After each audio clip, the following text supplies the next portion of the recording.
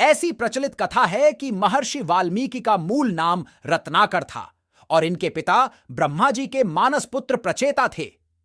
एक भीलनी ने बचपन में इनका अपहरण कर लिया और भील समाज में इनका लालन पालन हुआ। भील परिवार के लोग जंगल के रास्ते से गुजरने वालों को लूट लिया करते थे।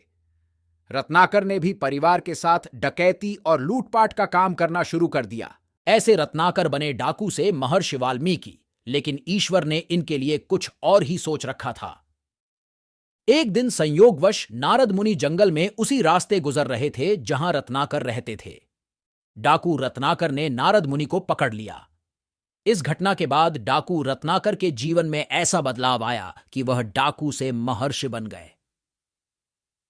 दरअसल जब वाल्मीकि ने नारद मुनि को बंदी बनाया तो नारद मुनि ने कहा कि तुम जो यह पाप कर्म करके परिवार का पालन कर रहे हो, क्या उसके भागीदार तुम्हारे परिवार के लोग बनेंगे? जरा उनसे पूछ लो। वाल्मीकि को विश्वास था कि सभी उनके साथ पाप में बराबर के भागीदार बनेंगे, लेकिन जब सभी ने कहा कि नहीं, अपने पाप के भागीदार तो केवल तुम ही बनोगे, तो वाल्मीकि का संसार और उनके अंदर महर्षि प्रचेता के गुण और रक्त ने जोर मारना शुरू कर दिया और उन्होंने नारद मुनि से मुक्ति का उपाय पूछा। नारद मुनि से वाल्मीकि को मिला यह मंत्र। नारद मुनि ने रत्नाकर को राम नाम का मंत्र दिया। जीवन भर मारो काटो कहने वाले रत्नाकर के मुंह से राम नाम निकल ही नहीं रहा था। नारद मुनि ने कहा, तुम मरा मरा बोलो, इसी से तुम्हें राम मिल जाएंगे। इस मंत्र को बोलते बोलते रत्नाकर राम में ऐसे रमे कि तपस्या में कब लीन हो गए और उनके बना ली उन्हें पता ही नहीं चला।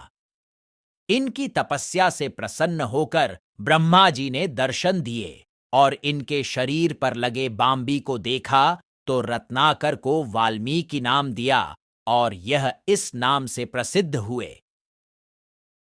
ब्रह्मा जी ने इन्हें रामायण की रचना करने की प्रेरणा दी। इस तरह वाल्मीकि ने की रामायण की रचना, लेकिन रत्नाकर को यह पता नहीं था कि वह किस तरह से रामायण की रचना करेंगे। एक नदी तट पर सुबह पहुंचे तो क्रौंच पक्षियों के जोड़ों को प्रणय करते देखा। उसी समय एक शिकारी ने तीर से कौंच के नर को मार दिया। इससे महर्षि इतने आहत हुए कि उनके मुंह से सहसा एक शाप निकल पड़ा। मां निषाद प्रतिष्ठा त्वमगमा शाश्वतीह समाह यत क्रौंच मिथुनादेकम अवधीह काम मोहितम। यानी जिस दुष्ट शिकारी ने प्रेम में लिप्त पक्षी का वध किया है, उसे कभी चैन नहीं मिलेगा। शाप देने के बाद महर्षि सोच में पड़ गए कि उनके मुंह से यह क्या निकल गया। नारद मुनि उस समय प्रकट हुए और उन्हें कहा कि यही आपका पहला श्लोक है जिससे आप रामायण की रचना करेंगे। महर्षि वाल्मीकि ने रामायण की रचना की। इन्हीं के आश्रम में देवी सीता ने अपने दोनों पुत्रों लव और कुश को जन्म दिया था। इनका आश्रम आज भी नैनीताल के जिम कॉर्बेट नेशनल पार्क में स्थित है, जिसे सीतावनी के नाम से जाना जाता है।